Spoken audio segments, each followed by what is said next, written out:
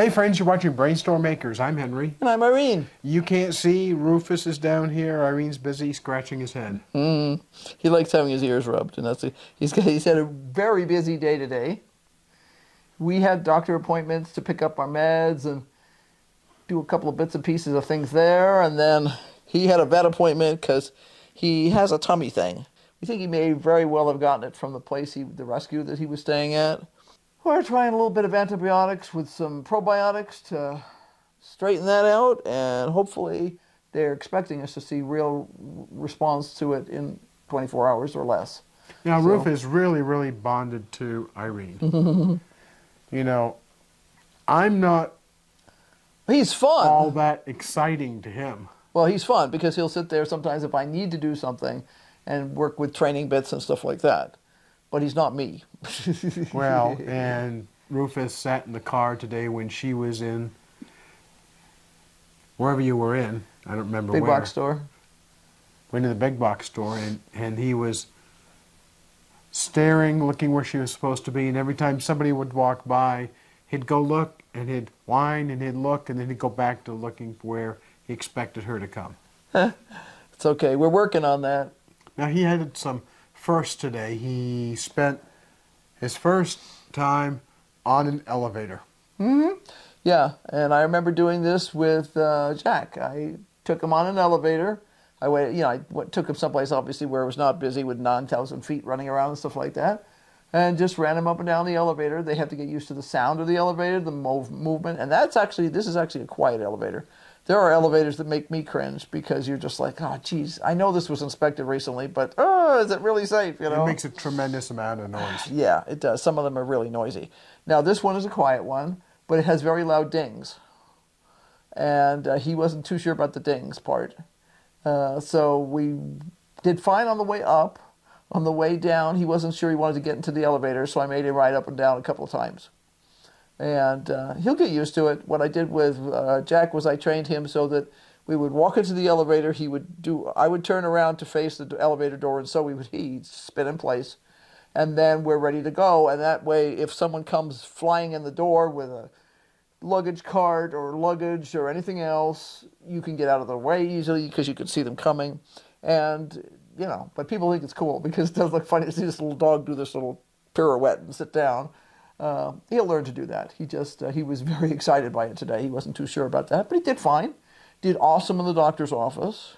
One of the things he's learned to do is he's perfectly happy now to lay down at Irene's feet. Preferably, he wants to go in between her legs, laying on the floor. Right. Now, what I've always encouraged my service dogs to do was in an office situation, you don't want them sticking too far out because people tend to be very oblivious and they don't look down. We don't need any stepped-on toes or anything. I was encouraging him to lay right in front of me anyway, and because he was shy, because he is still shy around people, he backed under the chair, which is exactly what I want him to do because that's what I try and get dogs to do. And over time I could work with everybody and make them do that. And that means they were tucked under my feet. Somebody's got to step on my feet to get to the dog.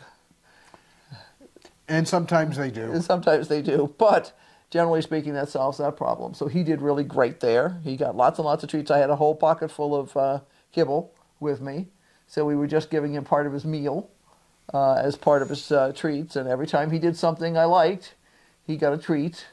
And then if he started to get nervous and yawn and start to squiggle around, I'd talk to him, and then when he stopped, I'd give him some more treats to let him know this was the right thing. We've been taking the training slowly. We've been introducing him to new environments slowly. First, our yard here, which maybe wasn't all that slow, but he's getting comfortable with the yard. And we've been taking him into town with us when I go to the post office, which means Irene gets to go with me. Post office too, which sort of defeats the purpose. Usually Henry would go to the post office, and that allows me to keep working and get a whole bunch of work done while he's gone.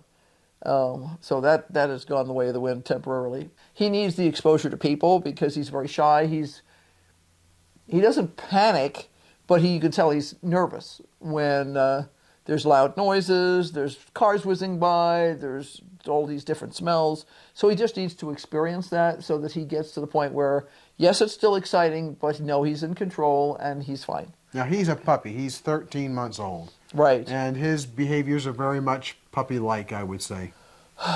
I think he's way better than your average 13-month-old puppy, to be honest. He's smart, and he catches on quickly. Smart's a problem because he's learning that there's ways to open our gate. Yeah, if you hit it hard, just right at the top, you can pop the latch sometimes.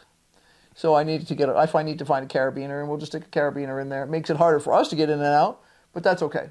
It's okay for us to have a hard time getting out, but it's better to have that than to have him be able to get out easily. Yeah, yeah. Now, a really exciting thing happened 2 days ago and then again today. Right. 2 days ago, I got some of the parts necessary to complete the assembly of the digital vacuum wax injector.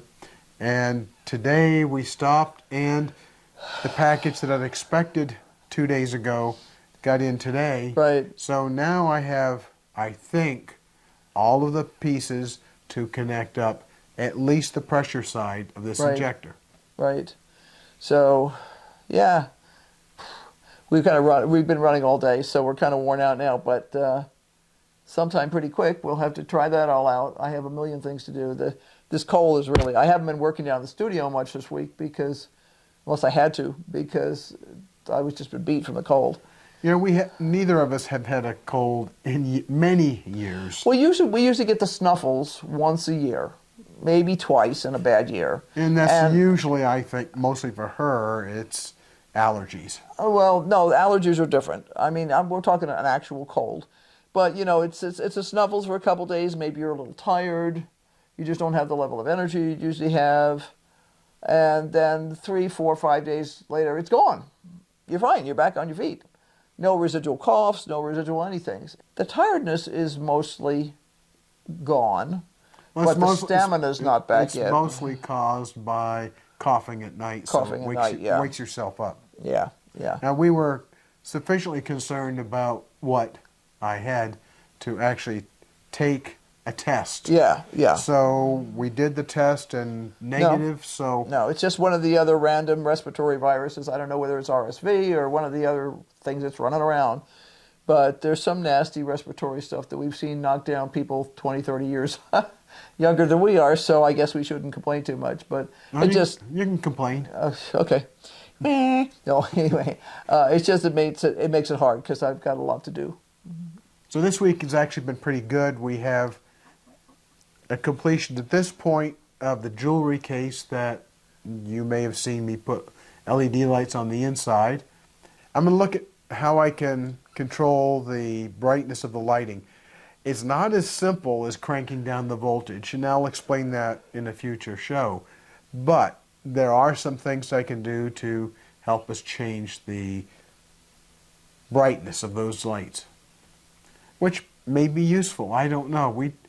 I don't think either one of us has a really strong opinion about how the customer is going to respond when they come into the booth and they see bright lights. Right. Well, you know, the problem is most of the events we do, there's not a huge amount of selling after dark.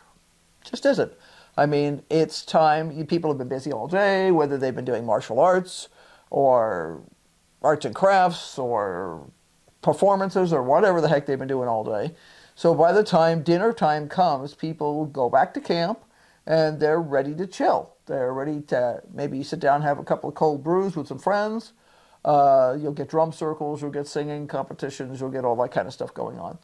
And that's cool, but they're not shopping, generally speaking. Now, so we usually shut 7-ish.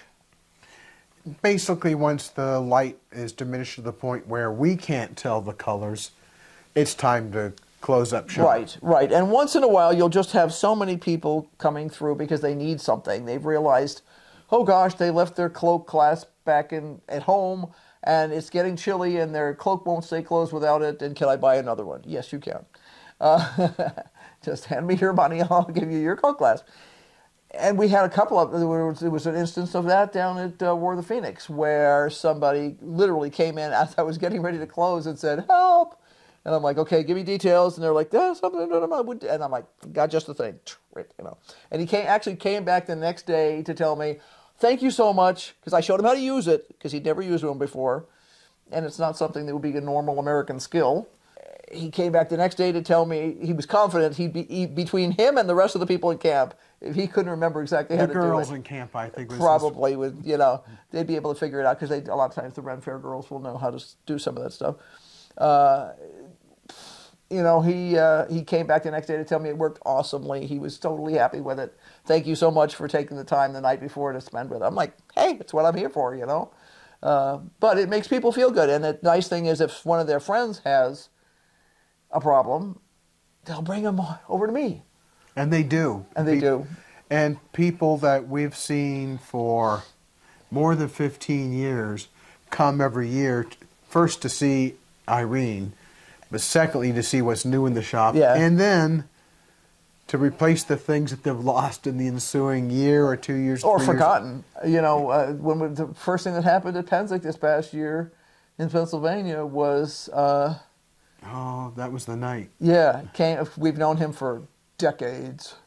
And he comes popping in, and I'm like, hi, how you doing? He goes, I left my stuff at home. I'm like, okay, what do you need? What do you got for chains? I'm like, okay. Do you have any? And I'm like, yes, I do, definitely. I'll never go to a Penzic without them. And I pulled out a bag and dumped them on the table, and he goes, I thought you might have one or two. Oh, no, I have to decide, So he bought two. So he bought two. He didn't want to have to decide that much. So he bought two different styles. And, that was a great way to start the event. I mean, I didn't have everything set up yet. But that happens all the time because people who bought from me before know that I'm reliable and I can repair things. I had a couple of repairs that I did at War of the Phoenix where somebody brought me something small that they're like, she's like, I knew you. She's a textile person. She does embroidery and stuff that's really gorgeous, but she knows nothing about metal. She had a pair of earrings. They were actual everyday wear earrings that she bought. They were very inexpensive, but she loves them.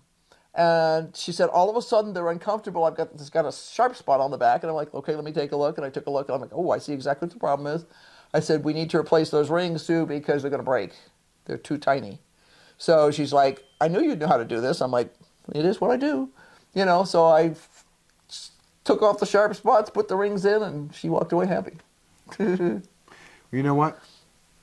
Yeah, we're tired. We have to finish the day so that... Rufous can start his antibiotics at dinner tonight. You said you were going to cook chickens for night. I'm cooking. We decided to splurge. We bought some whole chickens on sale at a big box store at a good price. Yeah. So tonight it's going to be baked chicken. Yeah. And there'll be chicken open-faced sandwiches. And I'm cooking 2 chickens, so there'll be plenty of leftovers. Well, and I really fish through the chickens too because I don't want something that like is good for 2 people for one meal. I mean, it's not supposed to be a Cornish hen. It's supposed to be a chicken. And sometimes the chickens are so small that you're like, that was hardly worth the electricity to cook it, That should be nice. We got some nice chickens and some veggies we'll fish out of the freezer or something. Time to say goodbye, Irene. Yeah.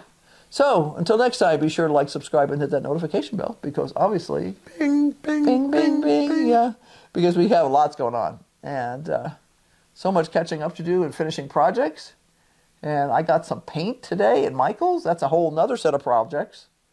That I know I have some paint, but we are in the process of reorganizing. We're going to get rid of some furniture. Yes. And meanwhile, the furniture's in the way, which means I can't get behind it. And I finally said, I just need to buy some new paint. It won't hurt anything. I'll use it all up anyway. And when I got there... they were on sale. Win-win. So I got everything I needed, and then I read the sign, and I went, oh, good. I have even number. If I buy, for every one that I buy, I get 50% off. So I needed 6. That was perfect. So it didn't really cost me much. Say goodbye. Yes. So until next time, bye. Keep brainstorming. Yeah. Need Geritol. Do they still sell Geritol? I don't even know if they sell it anymore. You know why people used to buy it when we were kids? The older people used to buy it? Well, it's got alcohol in it. A lot of alcohol. A lot of alcohol. It's like alcohol with flavoring. So you were just taking a little nip there. No wonder you felt better. Bye.